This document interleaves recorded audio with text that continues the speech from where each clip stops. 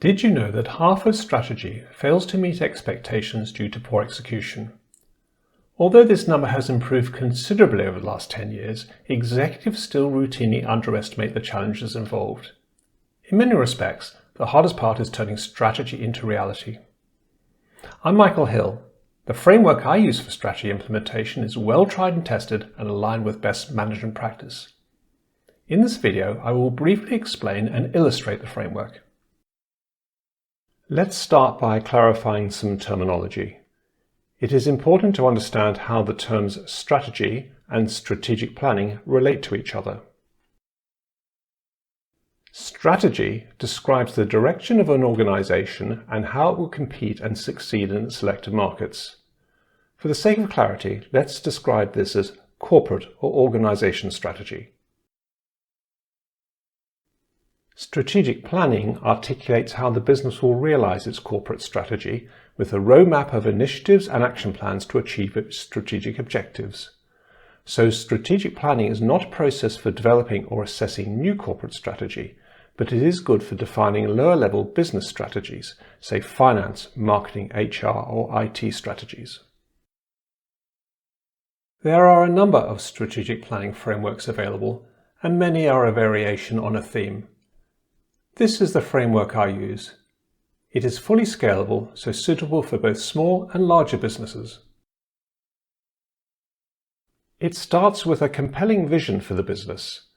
The vision is supported by a number of objectives, with business strategies to deliver each objective and action plans to implement each strategy. The plan is then implemented and regularly reviewed. I will explain and illustrate each step in a minute. But before commencing the planning process, an objective assessment of the business should be carried out. The business review should look at various aspects. What is the current strategy? You may well find that people's interpretation is very different. What is the business good at? What's it not so good at? What are the internal issues? And how good is it at managing change? External influences, including various trends and market opportunities, should be looked at too. This review can be done internally, but often it's more objective if it's done independently. The strategic planning process starts with the vision statement. This articulates the aspirations for the business in the future. So what will it look like in, say, 5 years' time? This aspiration is compressed into a compelling statement. Something that will excite employees, they can buy into and align behind. Let me illustrate this by way of an example. Here's an example vision statement wording. Take a minute to read it through. In this example, the business wants to build trusted relationships with its customers and invest in products, channels, and employees to meet their customer needs, one of which is being environmentally responsible.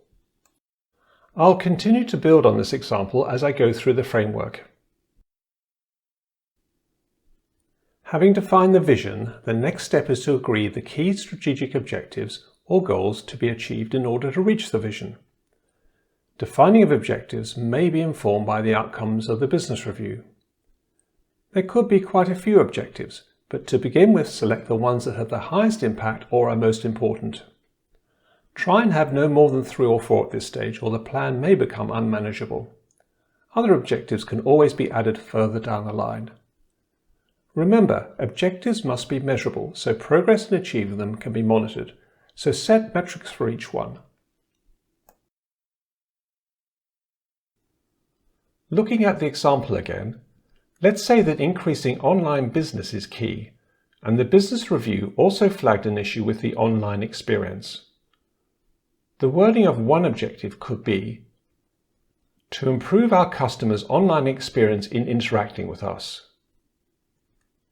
KPIs for this objective could include a percentage increase in customer experience rating by a certain date and a percentage increase in online sales by a certain date. Here's a tip. Check that objectives you have written are not really strategies. It's easy to confuse the two at this stage. The next step in the framework are business strategies. These are about how each objective will be accomplished. Again, strategies may be informed by the outputs of the business review. For each objective, prioritize strategies that have the most effect. It is important that budget implications are assessed and built in. Ideally, the strategy will inform the budget setting, but if there's no budget, then the strategy needs to be changed or postponed. Looking at the example again, let's say the business review flagged up outdated e-commerce technologies, so one strategy might be linked to the IT infrastructure. In this case, it reads, utilize e-commerce technologies, architectures and applications that are leading edge, yet stable and fit for purpose for 5 years. Here's another tip. At this point, create an elevator pitch. Succinctly describe where the business is going and how it's going to get there. This will help with internal communications and getting alignment across the business. After strategies comes action planning. Actions are what needs to be done to implement the strategies. For each strategy, define an implementation action plan with timetable and person responsible. I don't suggest you create actions at a too detailed level, just the task that needs to be done.